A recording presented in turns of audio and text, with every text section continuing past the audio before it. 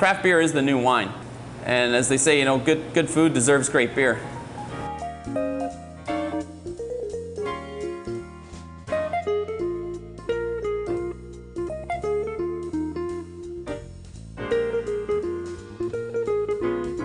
Beer is often thought of as a beverage consumed mostly on its own, be it in the pub or in the basement rec room. When food entered this stereotypical picture, it was usually in the form of peanuts or maybe a pizza. Craft brewers and chefs will tell you, though, that beer is a complex beverage with a wide range of styles and flavors. Yes, beer still goes great with a burger or chicken wings, but you may be surprised to learn it goes equally well with quail or lobster. Wine traditionally gets most of the attention when it comes to selecting a beverage to accompany meals, yet it turns out beer is a far more versatile drink to match with virtually any food. Beer as an accompaniment to food is, and a complement to food is certainly becoming more and more popular. And I think that certainly is where people are getting more interested in it also. There's a school of thought there when you know, obviously people always compare wine and food and beer and food. But when you think of the food that we all eat every day, you know, we eat pizzas and we eat burgers and we eat stews and pastas and whatever. You know, we don't often eat the fine French cuisine that really is set and really goes really well with a certain type of wine. But the food that we eat every day goes very well with beer by and large. And I think certainly with the tests that we do here now and then, when you rack one up against the other, the beer always does very well and usually wins. Because there are so many different types of beers. I think that's a problem most people think. When they think of beer, they think of that cold, fizzy lager that they want to have after they cut the grass, so to speak. But when you look at the wide range of beers that are out there, and there is indeed a beer for every dish. And that's part of the fun, is finding which ones. There's a few things that beer does have over wine. One is that because it's carbonated, it helps cleanse the palate. So if you're dealing with very, very strong foods, it helps cleanse your palate between sort of one bite to the next.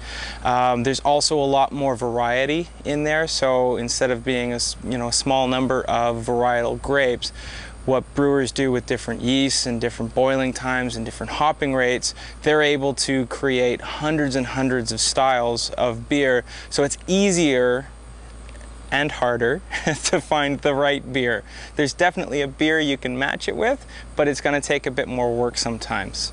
And that's, I think, where sort of it sometimes gets more difficult, is there's so much beer out there, and when you start, you've got to sort of build up your repertoire of what works and what doesn't. And it takes a little bit of time, but it's a really fun experiment. I think the main thing with matching up any thing is just thinking about what you're doing.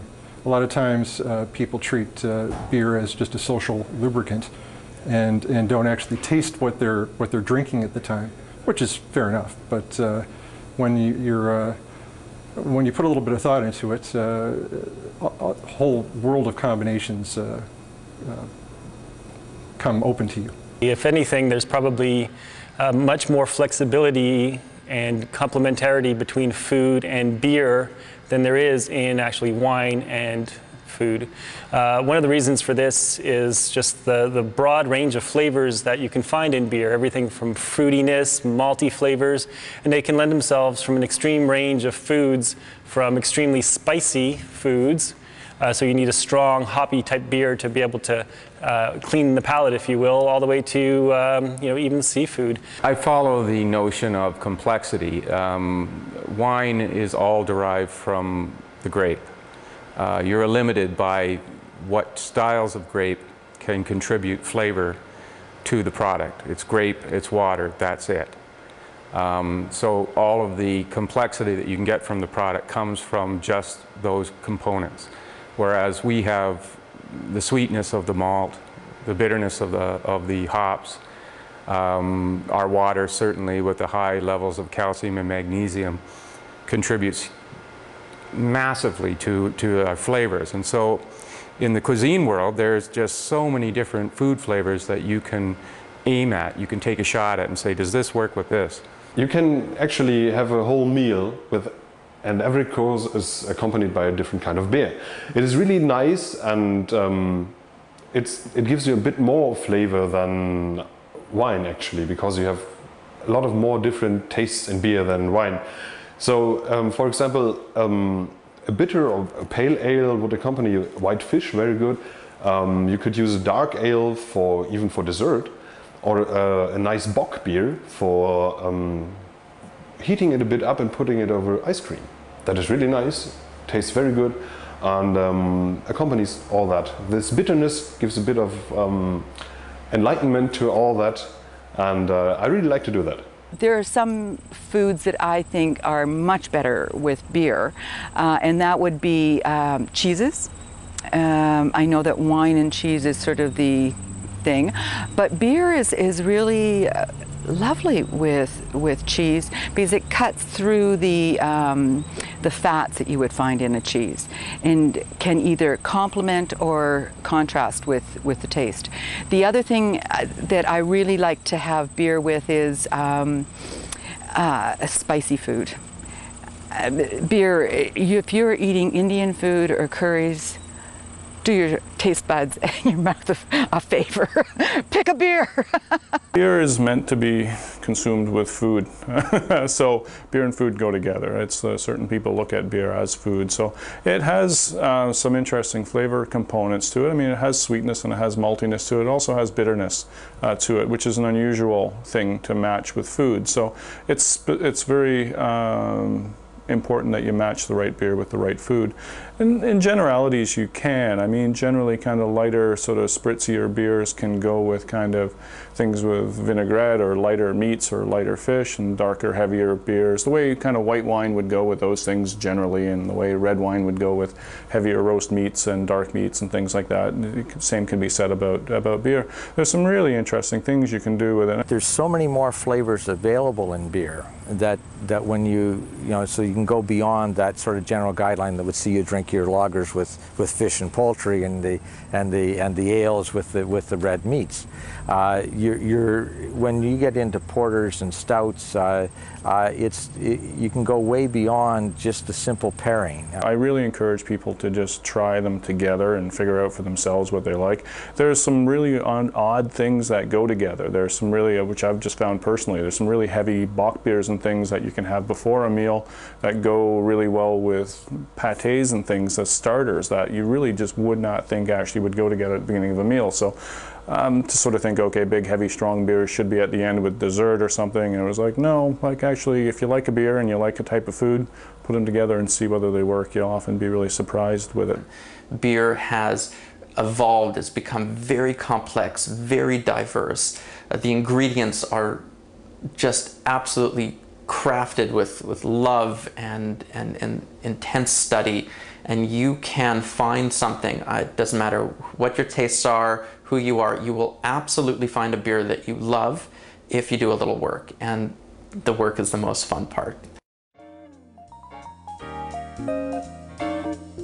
With a wide range of sweetness and bitterness and lightness and darkness, not to mention all the special tastes that can be added to a brew, from coffee to chocolate to fruit, chefs will tell you beers are also a superb ingredient to add to food when cooking.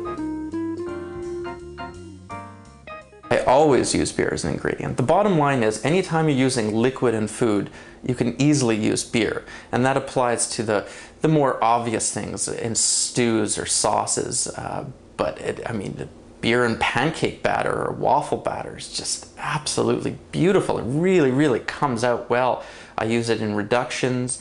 I use it as marinades, even for steamed items. If you're gonna steam a fish, a tilapia, put your lime, put your cilantro, and a light beer, a light blonde beer.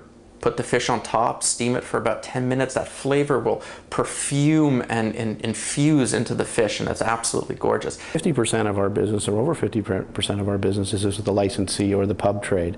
So you're dealing with them on a sort of a handshake basis, face-to-face basis, and you sometimes end up dealing with a lot of their chefs that are in these establishments. And many of them use our beers in their recipes. Our beers tend to go perfectly hand in hand with an English pub. So the stronger beers like Iron Duke and County Ale many times find themselves in a gravy in a traditional roast beef with Yorkshire pudding. So it's a good pairing. Usually you use the lighter beers for, say, something like a salad dressing, maybe with a vinaigrette. We've seen that done with a lot of our licensee trade. And it pairs well, just as good with food as wine. I'm not a cook, so I spend most of my time here in the restaurant, in the brewery, not in the kitchen. But we certainly do use beer in a number of our dishes here. It's great for sauces. It's great for to add a little spice to a little bit of the bitterness, in a good sense, to some of the ones that you want, some of the dishes that you want that with. Beer is one of the most versatile ingredients there is, and you can use it in any way, any form, from pre-cooking to throughout the cooking process to a finishing. You have something that's come off the grill, take a little beer and just give it a tiny little spritz on top, a little drizzle. The heat from the food product will just perfume and elevate that beer and give you that nice little finishing touch, the same way that you would finish with a drizzle of olive oil or balsamic vinegar. You can use a nice stout beer. It's just gorgeous stuff. The Ontario craft brewers produce over 150 different brews with an amazing variety of styles and tastes. Why not discover the difference great tasting beer can make with your next meal?